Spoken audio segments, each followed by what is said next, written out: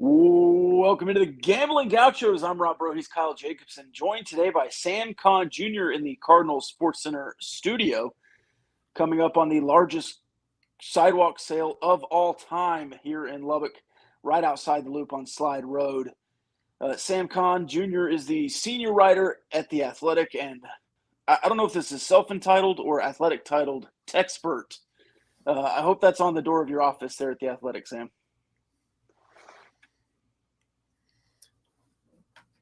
Oh, shoot. Sam, I think you're muted. I apologize. I had some mic issues. Like right before we went on, the mic cord came out of the back of the microphone. Uh-oh. Great way to start live. Just we're in 2023, still trying to figure out remote audio issues. No, the Techspert title was very unofficial. It was kind of what I threw at the folks of The Athletic when I was pitching the job when we were discussing the role that I was going to have. Because I essentially told them, basically, I want to cover the state of Texas. And that was a cute way to put it. It wasn't necessarily intended to be a title. It was actually something that came up with a conversation with one of my old editors at ESPN. It was one of his ideas. And I think he came up with that title. And so I just kind of threw it in conversation, and they loved it. So they wanted me to run with it. So we've kept it this whole time. And I think it's just, like I said, it's a nice, neat, clean way to describe what my role is. Well, we love it. We just kind of began an affiliation with Dave Campbell's Texas football this offseason. And so, we've been kind of making an effort to get to know some of the other Texas schools, and especially with the conference membership shaking up. As you know, we're kind of taking a virtual tour of the Big 12. Wanted to talk to somebody who covers every school. And I know you cover more than just Houston, but as an alumnus, thought you'd be the perfect person to chat with about the Cougars coming up this season. So I guess we'll dive right into it. Maybe let's start high level and just talk about how well equipped you think this program is, or maybe how difficult of an adjustment it'll be going to the Big 12. We've seen realignment moves in the past. It works out for some programs. Others, it's a more difficult transition. So as constructed today, how do you think Houston, maybe 3 or 5 years from now, fits into the new Big 12? Yeah, 3 to 5 years, I think the potential is really high. When I look at the 4 new programs coming in, BYU, UCF, Houston, and Cincinnati, obviously Cincinnati has the highest level of success most recently with that college football playoff berth. But when I look at the long-term ceiling of the program, I think Houston has the highest of those. The reason being the recruiting footprint that they sit in. They sit in the city of Houston, one of the most fertile recruiting hotbeds in the country, right in the heart of Texas. And that's really what has been missing for them in the recruiting trail the last 20 years, 25 years. It's been hard to keep guys home because they didn't offer the chance to play in a premier conference or premier television slots, or have the kind of exposure that you did if you would go to the Big 12 or the SEC or other conferences in the power structure. So that, to me, if Houston can just kind of hone in and win the battles that they haven't been able to, and you're starting to see signs of it now, they are already starting to recruit at a higher level now since they've been announced as members of the Big 12 in the last 2 years. So I think the ceiling for them is really good 3 to 5 years down the road, but I do think in the early going, it's going to be an adjustment period just because they're going to be going up against rosters that have been built for Big 12 football while they're still trying to get there. Certainly want to get into the roster makeup of Houston. I know it's been tumultuous this offseason, but tumultuous is also a good word for the head coach, Dana Holgorsen. Near Texas Tech coach a couple of years ago, but they went with Matt Wells instead. How has his tenure gone, and is coming home to the Big 12 going to be a good move for Dana with maybe a warming seat there in Houston?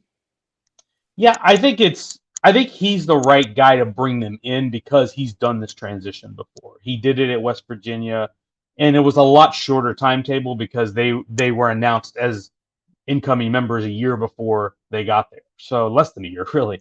So it was a lot of faster, more accelerated process at West Virginia. But he knows at least, or has an idea of what Power 5 football is supposed to look like, what the Big 12 is supposed to look like.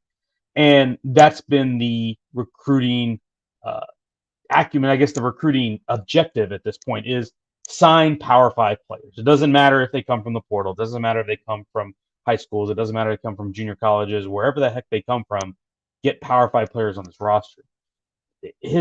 Obviously his tenure's been up and down, and the first season obviously he washed. They did the whole redshirt experiment and redshirted so many of their upperclassmen in an effort to try to get the roster older, to get more guys more experience and age the group a little bit. And then that second season got disrupted heavily by the pandemic. They had, I think, 8 or 9 games disrupted by that. And of course, everybody had that, but I feel like Houston got bit with that even more so than a lot of other teams. Then they finally had the breakout season in 2021. They went 12-2. They won a bowl game, beat Auburn.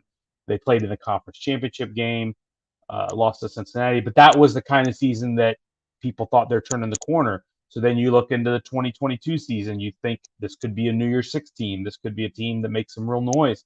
Maybe they run the table possibly, and they end up 8-5. So it was a huge disappointment because they lost a lot of games that I think you would categorize as games they should have won. And also, I just don't think you felt like they played to their fullest potential as a team. So there's a lot of questions about where this program is as they enter the league, and they're going to step up the competition heavily, and that schedule is a lot harder than the one they just played in their last year in the American. I guess that's a good segue. Let's talk about the schedule, because for the last decade plus in the Big 12, everyone's had the same schedule. You play everybody else. There's really no variance. But this year, not the case. Some programs get to play Texas and OU. Some only get one or the other. Some go on the road, some at home. So Houston's first year in the Big 12 schedule, what are some highlights? Do you think they have a challenging schedule relative to the rest of the conference, or do you think it's a little bit more doable compared to maybe some of the other newcomers? Yeah, I think if it was just a standard Big 12 schedule, I wouldn't really quibble with it very much. But for Houston, this is going to be a challenge. And like I said, because you haven't been playing a schedule of this caliber for a while, and I think where it's going to really hit, it's going to hit down the stretch. Like early on, there's going to be some eye catchers. The UTSA game to start, which obviously is a non-conference game. That's a game they had to go into 3 overtimes last year to win. And Frank Harris is back, and multiple receivers are back, and that's still a really good team coached by Jeff Traylor. So that one's going to be interesting. The crosstown rivalry with Rice is interesting because that's a game that Houston had to fight to win late last year. But the Big 12 conference opener for them against TCU, I think, is going to be your first real barometer. And that's the highlight. That's the one that I think the fans are looking for because it's their first Big 12 game. And TCU is a team that, of course, went to the national championship game last year. They're a lot different now than they were last year in terms of their roster because they lost so much of that experience and so much production from that TCU team. But that's still going to be a huge buzzworthy game on the schedule for them. And then you look further down, they got the road game at Texas Tech, which, of course, we know those teams went into overtime last year as well. And then the big one that all the Houston fans have circled is October 21st is when they host Texas. They have not played Texas since 2002. There's been some reasons for that, and there's a lot of history between those two schools, and not necessarily friendly history. And the Houston fans want that one really, really badly. So, and it's probably going to be their only trip, Texas's only trip to Houston, and probably the only time they play Houston for the foreseeable future, since they go off to the SEC next year. So I don't think Texas is looking to kindle a non-conference series with the University of Houston anytime soon. So those are the ones that are probably the highlights on the schedule to me. And to me, how they handle that first stretch, that first month and a half of the season is going to tell us a lot. But then towards the back end, when you play Baylor and you play Kansas State in back-to-back road games, do you have the line depth? Do you have the overall talent on defense and the depth there that you need to get through those games? Because you're not going to get through 100% healthy. And that's where I think this is going to become a challenge, not just for Houston, but I think for all the other teams coming into the conference is what that depth means toward the end of the season when their second teamers of the teams that you're playing are guys that have been, scouted and recruited to play at a Power 5 level, whereas these other teams are probably building that still up. That's another good segue because I wanted to talk roster. Let's start with the offensive skill positions and then kind of work our way around the horn. From last year's team, you lose Alton McCaskill, maybe the best player on the roster, Tank Dell, Clayton Tune. So you're replacing a multi-year starter at quarterback, best receiver, best running back. And of course, they added Donovan Smith, a name very familiar to Texas Tech fans. But tell us about, at the offensive skill positions, maybe some names to watch, and how capable do you think Houston will be of replacing all that production from last year? Yeah, it's going to be interesting. I think at receiver they're going to be okay, and losing Tank Dell is not easy by any stretch, but they have recruited really well on that side of the ball and that position in particular. You look at Matthew Golden, who played as a true freshman last year, who contributed quite a bit. I think you're going to see him take another step forward. Joseph Manjack, he contributed a little bit. He got banged up a little bit last year. Sam Brown, I think you could see he was a transfer from West Virginia. He'll probably step into a bigger role. And then they got an incoming freshman, a 4-star recruit who they beat a lot of other teams for, Mikael Harrison Pilot from Central Texas. I think he's a guy who you could expect to step in right away and contribute. The loss of McCaskill in the portal, I think, is going to be a tough one for sure. That was a guy who I think they were really banking on to be healthy and to come in and be the dynamic playmaker that he was as a freshman. They do have some guys with experience. Brandon Campbell got a lot of action there last year.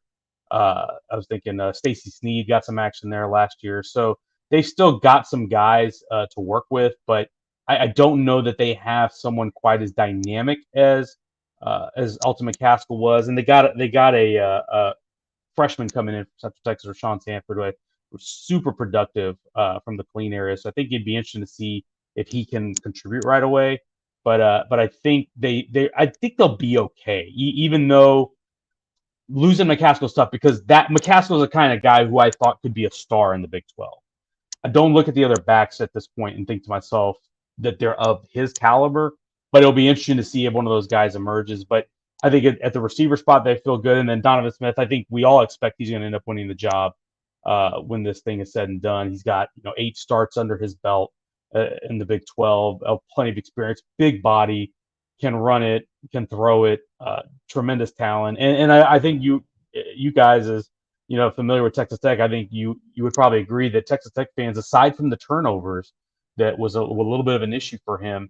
He was a pretty serviceable quarterback and pretty capable, and he could win you a ball game. He can win you a Big 12 ball game. So I think they're in a good position as far as that position is concerned. There's a lot of gamers in the Big 12 at quarterback. I don't know that there's a lot of talent this year, but there's a lot of gamers. Tyler Shuck, Donovan Smith, Garrett Green at West Virginia, a lot of gamers, and I think Donovan Smith absolutely fits into that category. What about the offensive line? You're coming in with a new offensive line coach, Brandon Jones, ex-Texas Tech offensive lineman, leaving Houston, going to Missouri, I believe. Can they move bodies in the Big 12? That's the big question. That really is a big question. And then they lost one of their starters in the portal back in the spring, which was a tough break for them. They've lost a couple guys in the portal, but one that was a starter last year, a full-time starter last year, and they had lost another one that had started, although it kind of would have been a more rotational guy. But that's the big question for them, and I think that's the big question for a lot of these teams is can you come in and be effective right away up front? And if you can, do you have the depth in case somebody gets nicked up to survive it? Listen to Dana Holgerson talk after going through this team with spring and seeing it in a little bit in the summer.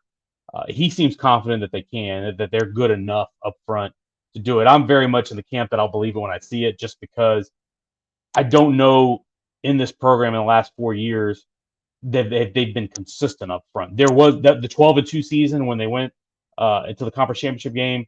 That season they were terrific up front and they were solid. And that was the one time that I saw Clayton Tune not running for his life for much of the season. And then last year, I think they were a little bit up and down.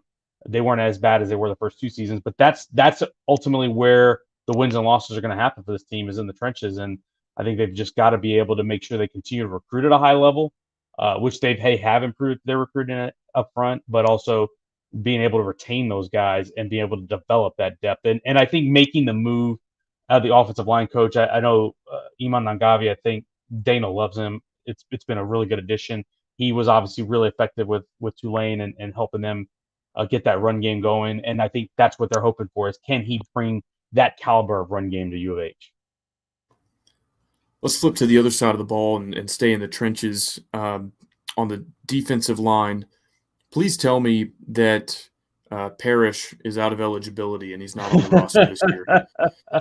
Yeah, no, he is. He's done. But Okay. they do have a lot of good body types. That's the thing. And if you talk to Doug Belt, that's the biggest thing is not all these guys are going to be chock full of experience, but they're going to have plenty of body types to play. But yeah, Parrish is gone, and that's going to be a loss for them certainly because they had some. He was one of the most productive guys they did, and they had to play without him for a decent amount last year as well. So, but I do love the way they recruited on that side. You look at David Webu from Oklahoma, the transfer who's from the Katy area, Seven Lakes High. He was the second leading tackler at Oklahoma last year. The guy they call Dot Chidozie Nwankwo, he's been a veteran in the middle of that as the nose tackle for them. And then the guy that Belk has really been high on for a couple of years now, 6'3", 250, Nelson Caesar, defensive end. I think they're really excited about what he could bring to them this year. And like I said, I look at the body types. I look at the depth. I think the depth on that at that position is really solid for them. They're able to roll guys. They're able to rotate guys in and out. And I think they're going to be okay there. I think that the way they play defense, Brian Early, the defensive line coach who's been there for several years now, he does a really good job of developing those guys, and they really play with their hair on fire. Like when they come after the quarterback, boy, they're coming. And I've been really gained a lot of respect for how much intensity they play with up front. And so I think that part is going to adapt really well and really quickly as well. Well, yeah, we saw it last year in Lubbock. I mean, Parrish almost single-handedly won that game for Houston. I think he had like I might not even be exaggerating. I think he had like 6 sacks, and it was an American Athletic Conference record.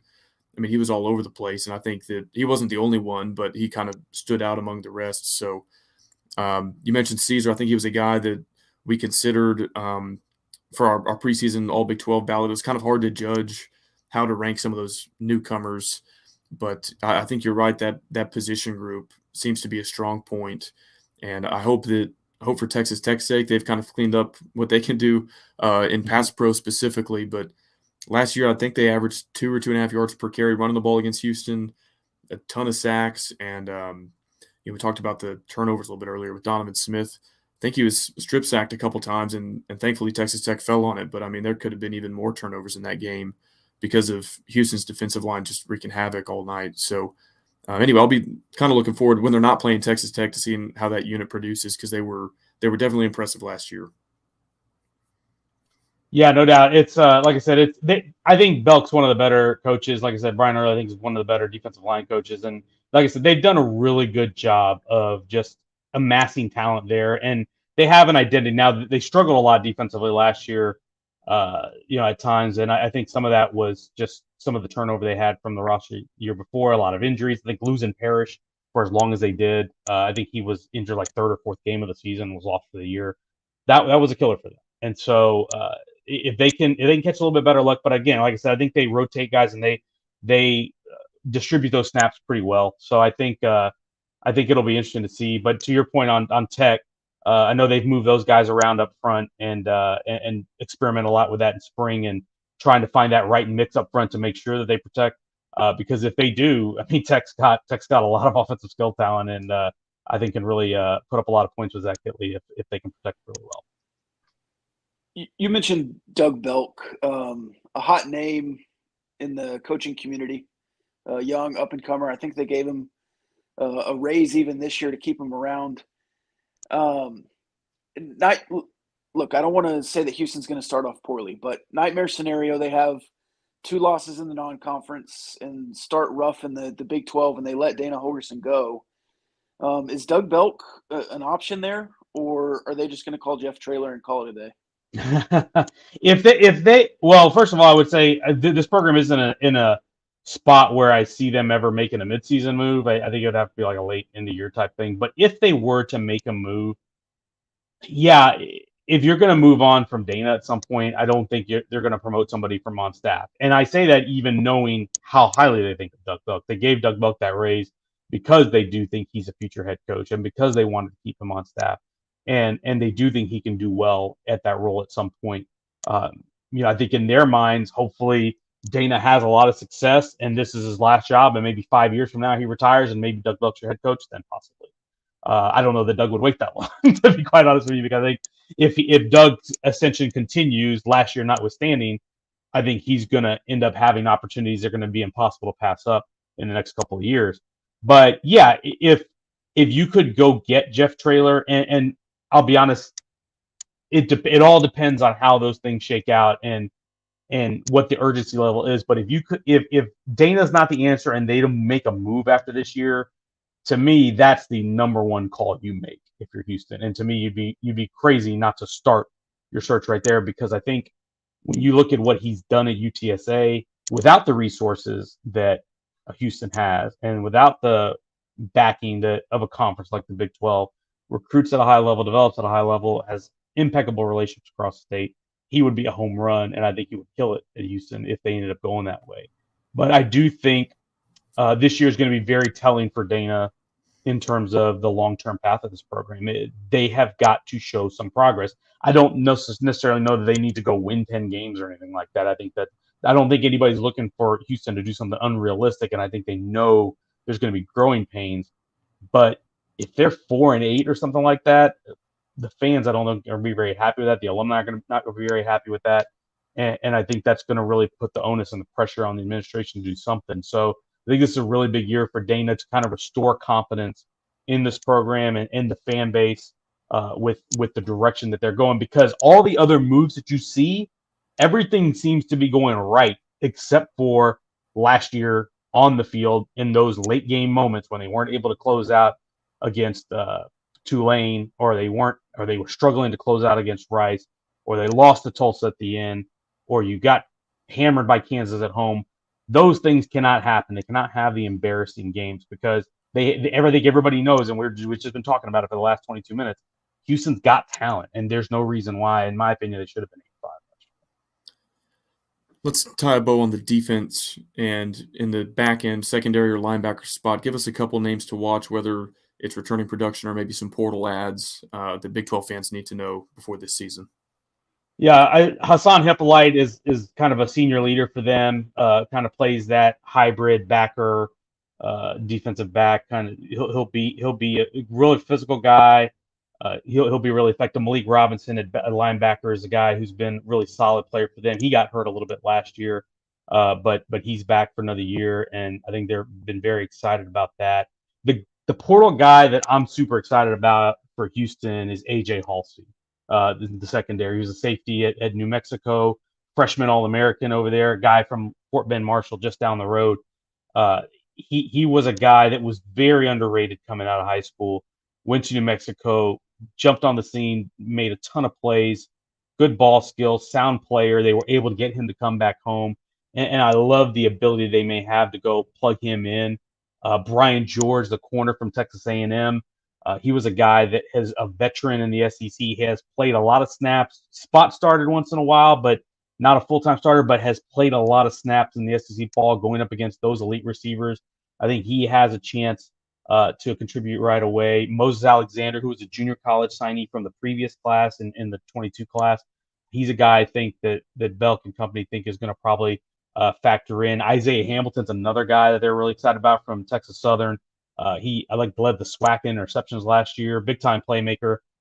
So they're excited to plug him in. So they got again a lot of options, a lot of different guys to rotate in, both at backer and the defensive back. So I'm really intrigued to see how this defense comes together, because they have added so much to it. They did lose some key guys, losing Donovan Mutin, losing I'm losing the guy that they lost to the draft up front. Derek Parrish, we were just talking about him. Parrish, losing some guys like that, really, you lose your heart and soul guys.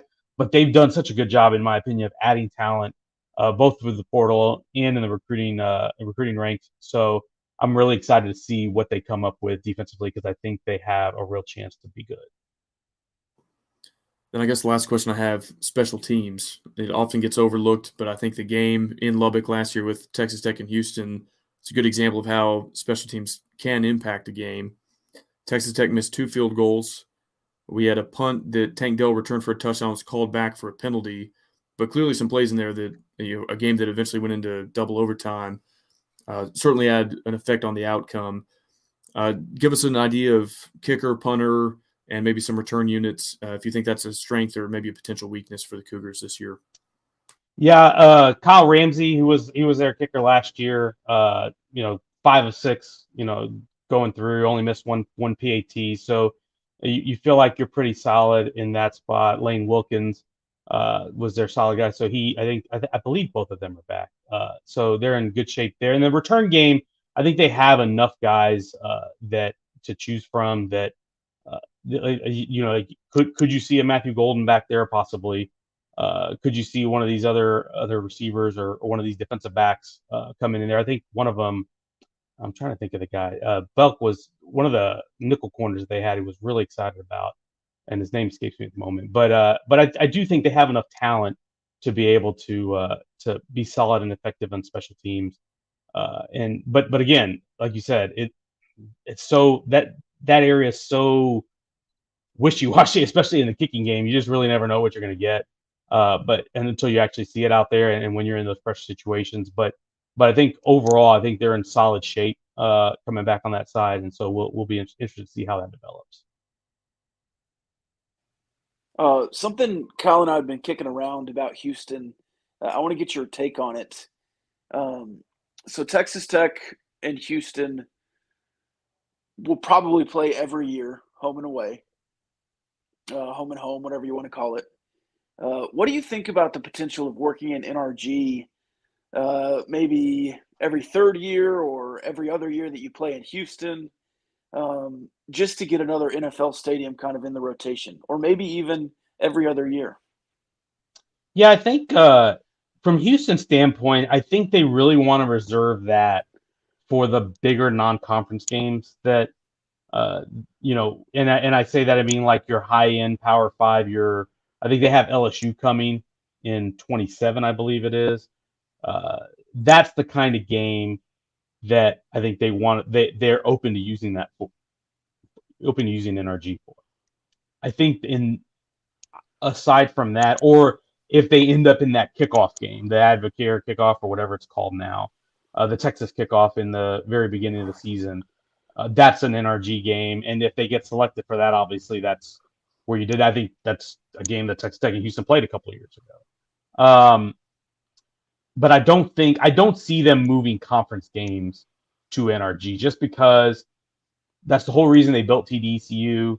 Yes, it only seats 40,000, but quite honestly, to this point, they have not packed it, and sold it out on a consistent basis. And so I think that's what they're hoping for is to now, when they're in the Big 12, let's get that stadium capacity more to like 90-95% full for these conference games. And that way you keep that gate, you're not necessarily having to, account for some of the other expenses that come in with having NRG. But yeah, I think if you could convince some big time programs to come, then I think that's where they'll use it. But I can't see them doing Texas Tech again unless it ends up being a quote unquote kickoff game. But I think conference games in general, I think Houston's going to try to avoid moving to NRG for those. Last question before we get to our listener mailbag.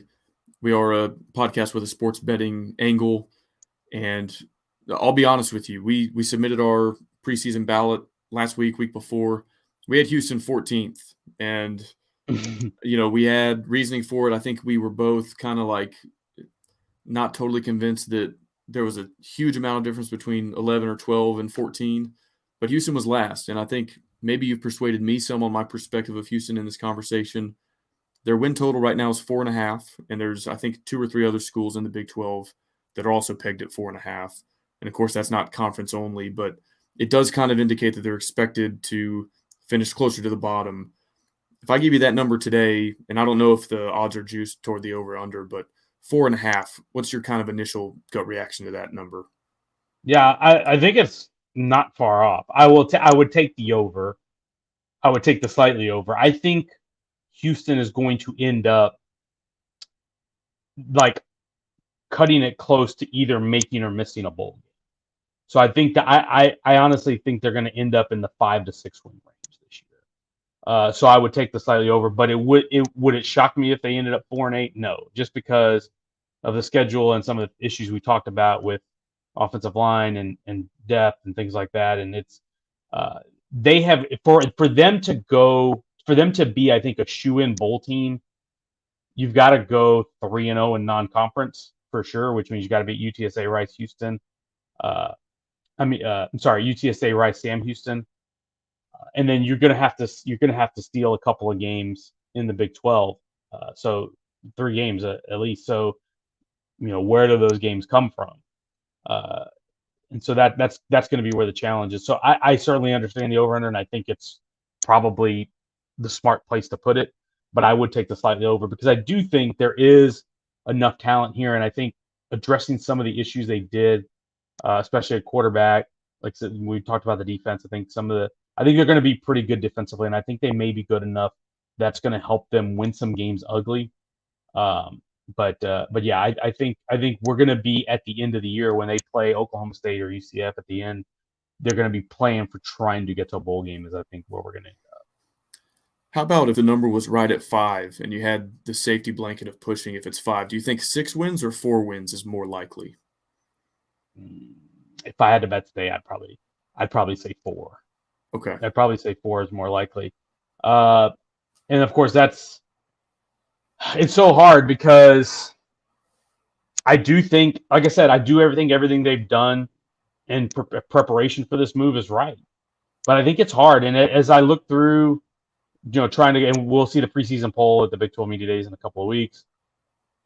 I just think all these teams are going to have a little bit of a learning curve moving in.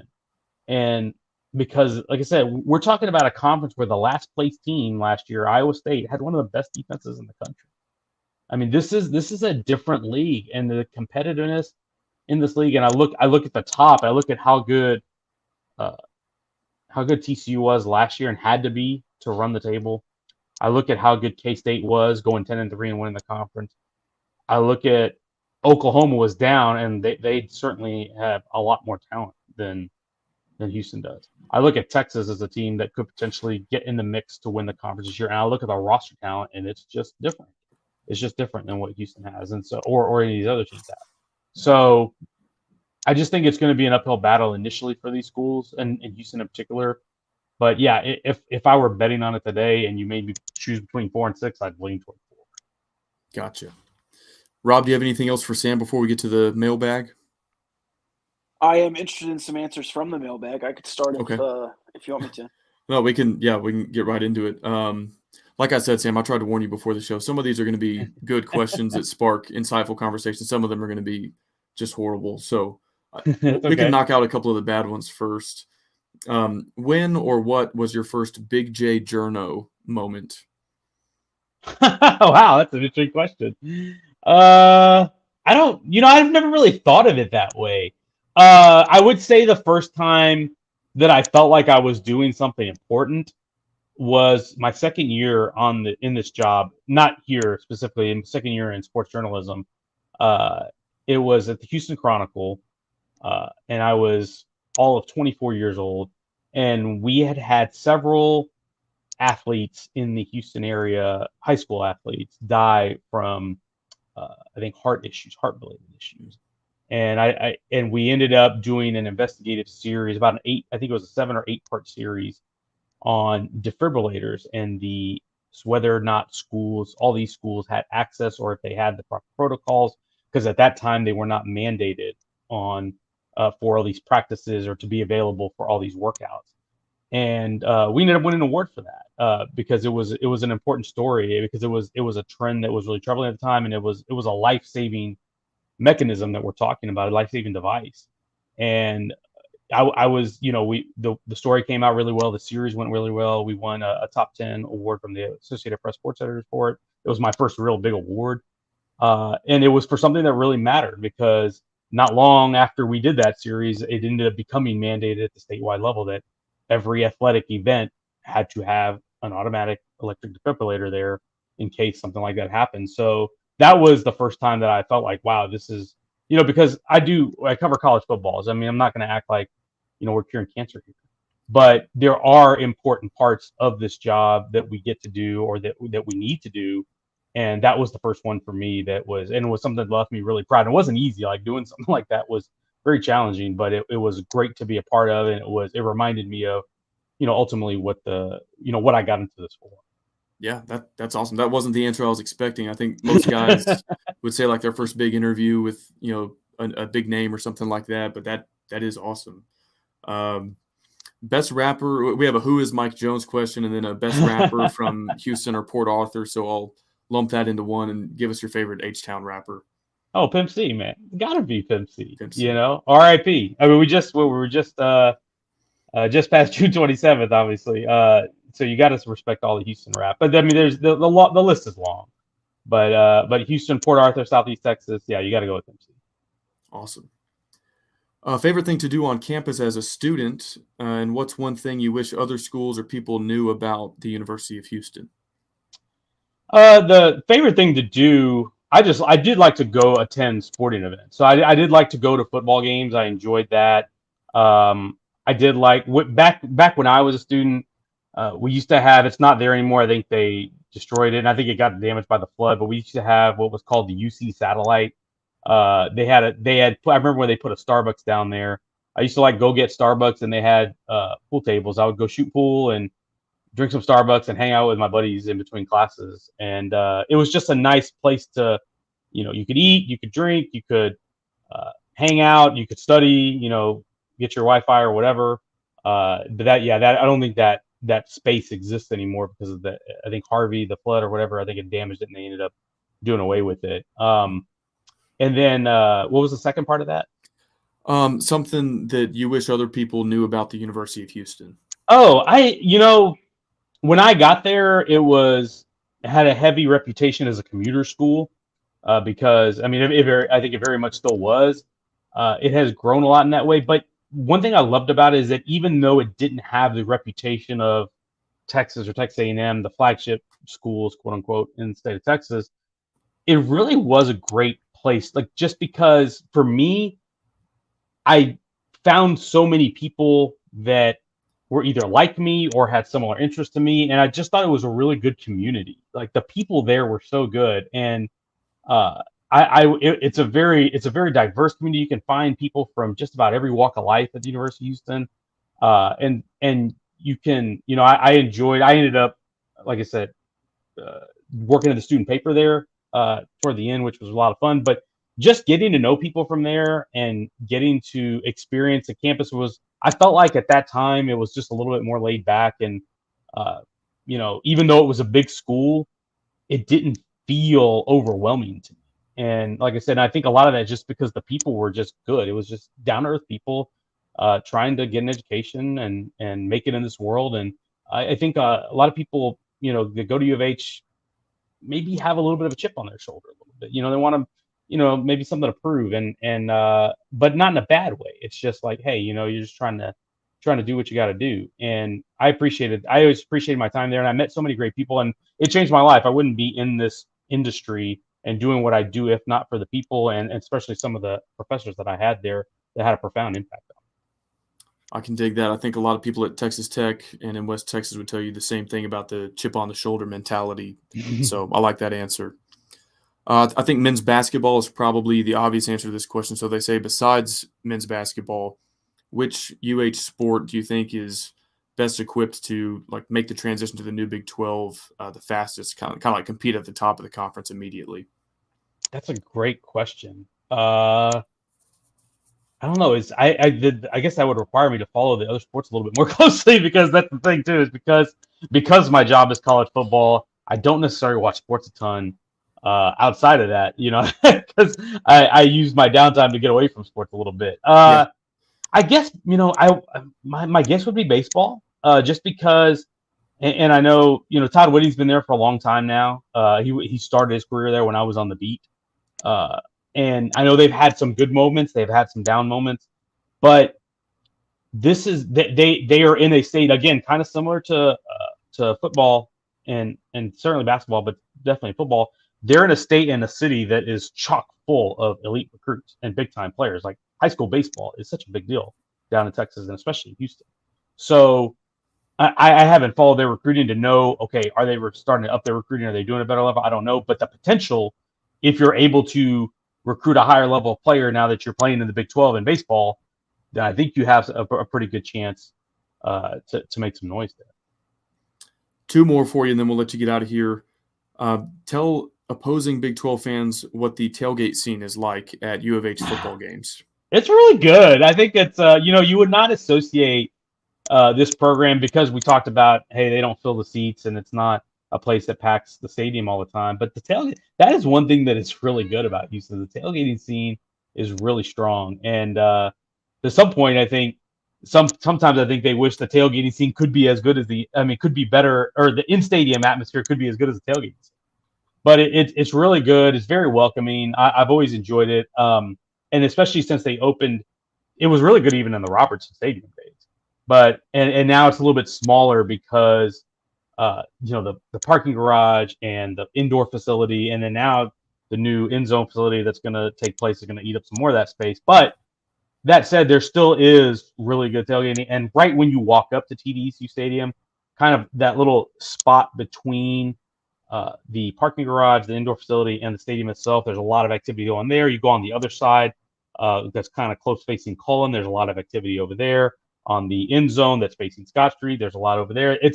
There's a really strong tailgating scene, and I've always been, like I said, I've always found it very welcoming, very inviting, very impressed with it all. And then I do have to shout out a friend of mine, Philippe, his group. They have a group out there, and they're a little bit further away from the stadium. It's called Cougston.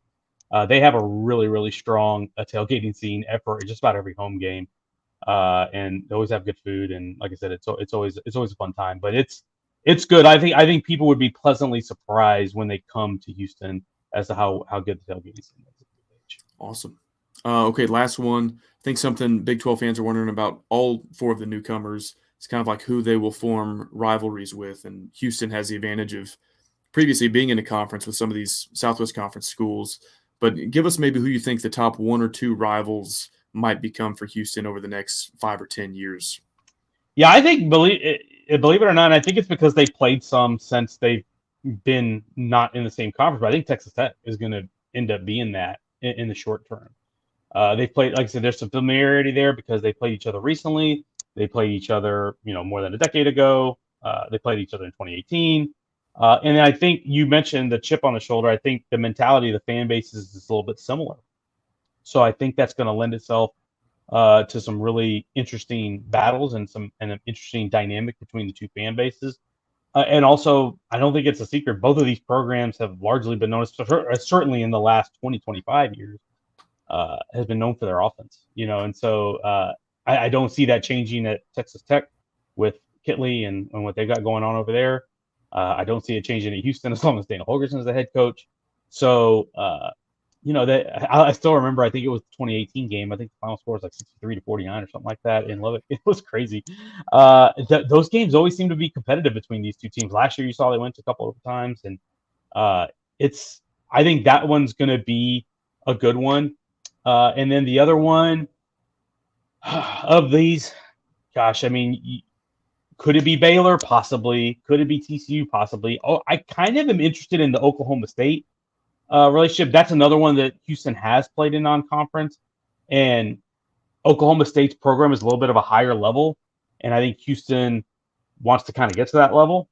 And certainly, I think I could see, for whatever reason, I could see something develop in there. And then you have two coaches who are, Gundy's been there for a long time. Dana has not been at Houston. He's only been at Houston 4 or 5 years, but he's been head coach for a long time.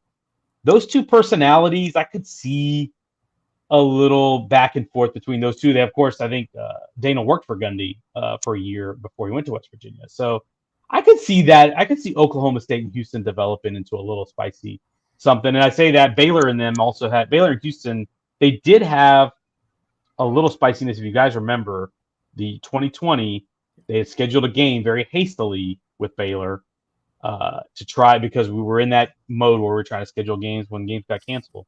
And then they didn't end up. Oh, there's my 2-year-old. Hi, I'm on the podcast. Quiet. Okay, thank you. the Baylor and Houston had tried to schedule a game, and then it got canceled because I think Baylor didn't have enough offensive linemen because of COVID, or something like that. And I think Dana Holgerson tweeted out a picture of the equipment truck in front of McLean Stadium saying we're ready to play. And so Mac Rhodes ended up saying something back about Dana in the press, and so that got a little salty. So I could see Baylor and Houston being something. I could see Oklahoma State and Houston being something. But Texas Tech, I think, to me, is the one that I think immediately can become pretty spicy. Yeah, the COVID Twitter beef, that's what makes college football great. And so I hope that they lean into more stuff like that. I want Houston and UCF to lean into the space race rivalry and play for a rocket ship trophy or something. I don't know. I think that'd be kind of cool. But that's Rice, though. But see, Rice claims that in Houston because Rice is where JFK did the moon speech. Okay. So yes, Houston could do it with UCF, but really it's Rice. And I think Rice even had space uniforms last year for a game. So okay. In that space race that everybody's trying to claim in college football, Rice is Houston's entry into it. Okay, gotcha. Well, Sam, we appreciate you joining us. Before you sign off, go ahead and tell our listeners where they can find your work. At theathletic.com on our college football page, you'll find all my stuff there. Or if you go to my Twitter bio, as long as Twitter still exists, however long it exists, I have a link in my bio that goes straight to my list of stories at The Athletic. And of course, if Twitter survives for a little bit longer, I will be posting all my stories there. So stay tuned there. And we will have, I know people have been asking about the podcast. This month of July, we will be launching our new rebranded podcast show later this month. So you guys stay tuned on our podcast feed. I'm not sure yet, but I'm pretty sure it'll probably still be on the same feed it was on before. So keep an eye out for that because I will be on there with Max and several of our other reporters and writers at The Athletic. So appreciate you guys having me. Yeah, very cool. Thank you for joining us. I know you got to run, but we appreciate your time and look forward to this coming season. Thanks so much for having me. Y'all take care. All right. Appreciate you, Sam. All right. There you go, Kyle. Houston. And Rob, I've given you props for this before, but facilitating the mailbag, it sounds so simple. You just read off your phone, but it's tough to do while you're like recording live. So I had to do it that time because you're on your phone, but shout out to you for doing that like 95% of the time. Yeah, the comments were asking about my face. I was in a historically gruesome accident this afternoon, so I have my camera off. Yeah, that's not true, but the scarring is disgusting. Rob is literally 20 feet away from me right now, and I can vouch for sure that is not true. Kyle's dog's got me. Yeah, well, that's more believable. Okay, I did not want to interrupt Sam because his time was limited and he was running right through it, but we need to give a shout out to our friends at Regino Barbecue. At Regino BBQ on social, ReginoBBQ.com. Order ahead. I think they're open out in Olton, or are they still under construction? Still closed. Okay. But the anticipation is building, Kyle, for the Regino barbecue market. Get that pent-up demand going all summer so that whenever they open brick and mortar, we have a line of Gauchos listeners and fine West Texans ready to consume the greatest barbecue in the world. Appreciate Regino's support of the Gauchos. And we already did the mailbag, but that would be the Diversified Lenders mailbag, turning your receipts into cash or something like that. We don't really know what they do, but diversifiedlenders.com. Do you know what they do, Rob? Accounts receivable, Kyle. Accounts receivable. Yeah, same thing. Turn your receipts into cash. Yeah, you got it. It's the new Bitcoin. You buy something on a credit card, get a receipt for it, turn it into cash. It's all a write-off. Profit. Yeah, you just write it off. Who pays for it? You just write it off. What else do you want to cover? I don't want to go too long here on one episode. I know there was some recruiting moves in baseball and football, and we could do some other stuff, but we also might want to save that for another episode. So where do you want to go from here? Yeah, let's save football recruiting because I think there's going to be more before we record on Wednesday. Eyeball emojis. So. Yeah. Siren emojis, wink emojis. But I do – did you say wink? Yeah. But I do want to mention the Mason Molina move. Please don't. For the listeners, audio only, Kyle just winked at me. Yeah, Mason Molina in the portal. I am outraged because I think there's some tampering going on here. But what are we to do? And I do want to mention the SEC. Look, there's a $12 million facilities upgrade happening at Danlaw right now. To keep up with the SEC, you need to do twice as much as you're doing right now in Texas State baseball. So I don't think there's a problem with the program. I still think highly of the program. I am excited for the next season, maybe not as much as I was when Mason Molina was still going to be your Friday night starter. And of course, he could come back. I think we're legally obligated to say that when somebody enters the portal, but it is frustrating that you're losing some, a Big 12 freshman of the year and now a starter, potentially both going to the same place. I don't want to say it hurts. That's for a better word. It hurts, I guess. 3 things on this.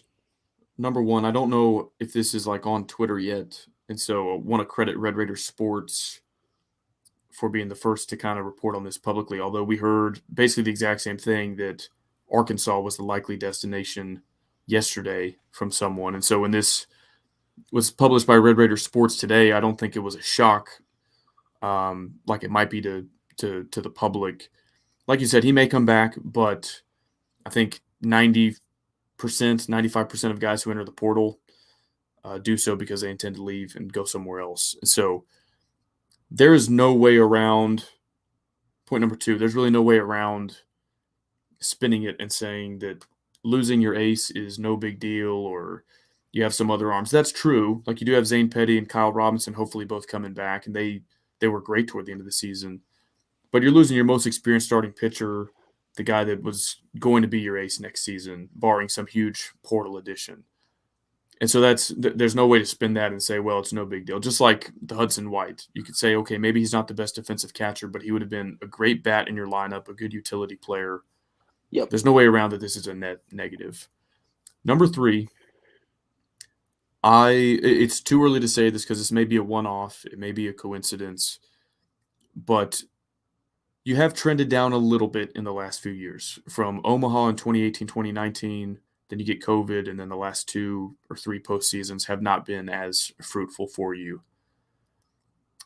I think Tim Tadlock is an amazing coach.